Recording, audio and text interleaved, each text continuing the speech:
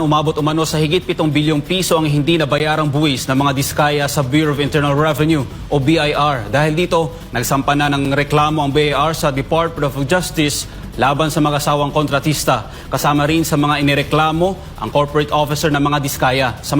Maray sa investigasyon ng Bureau of Internal Revenue o BIR, hindi nagbayad ng tamang buwis ang mag-asawang kontratistang sina Sara at Curly Diskaya mula taong 2018 hanggang 2021 sa kabila ng malalaking kontrata at kita ng kanilang mga kumpanya.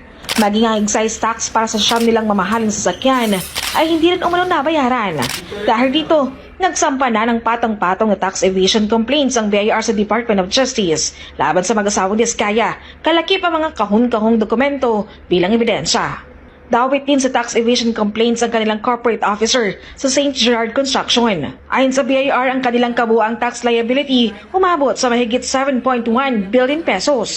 Lumalabas din sa investigasyon na walang record na nakapagbayad ng documentary stamp tax ang mag-asawa bilang patunay ng kanilang umano'y divestment sa mga kumpanya. Patuloy pa rin ang audit ng BIR sa iba pang kumpanya ng mga Diskaya para sa posibleng pagsasampa ng karagdagang reklamo. Nagulat tayo na ganito kalaki ang tax liabilities nito at hindi pa tayo tapos dito. Nagsisimula pa lang tayo, yung mga iba pang construction companies ng spouses Diskaya patuloy pa ang nagsisimula pa lang tayo, yung mga iba pang construction companies ng spouses Diskaya patuloy pa ang pag-audit. Again, nandito pa lang yung individual liabilities nila and St. Gerard ang itong sinampa natin at patuloy pa ang pag-audit natin sa mga iba't iba pang korporasyon na mention sa mga flood control projects. Ang abogado ng mga Diskaya, no comments, sinampang reklamo ng BIR laban sa kanyang kliyente. Hindi pa namin nababasa yung complaint ng BIR, so no comment po natin. Bago ito, una nang nasampahan ang reklamong mag-asawang Diskaya sa Ombudsman dahil sa flood control scandal. Samantala, ibinunyag naman ng kanilang abogado na naghain na sila ng habeas corpus petition sa korte para sa paglayan ni Curly Diskaya sa kustodiya ng Senado.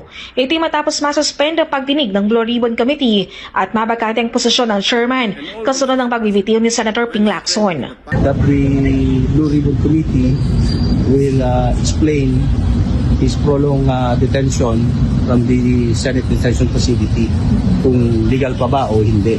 Uncertain yung namin yung client namin kung kailan siya palalayain or di ba? So that's the best way is to file a petition for the issuance of writ of habeas corpus. Sir, yung condition po ni Mr. Diskaya doon po sa Senate ngayon, considering na yun na nga, nasa limbo pa yung investigation, hindi pa alam anong mangyayari, sinong mamumuno. Kaya nga, yan ang naging daan para mag-file kami ng habeas corpus. Sir, confident po kayo nakakatigil yung habeas corpus? Sana. Gaano po? Bibilib naman sa judicial system. Humirit din ng 7 araw na furlough si Curly para makakuha ng mga kailangang dokumento sakaling magpatuloy ang investigasyon. Sakaling magpatuloy ang investigasyon ngayong Tubre. Muli rin siyang tumating sa DOJ para sa nagpapatuloy na case evaluation bilang protected witness ng ahensya. Si Sara Diskaya hindi nakapunta sa DOJ dahil umano sa karamdaman. Tumanggi naman ang kanilang abogado na magbigay ng update hinggil sa kanilang pakikipagtulungan sa DOJ.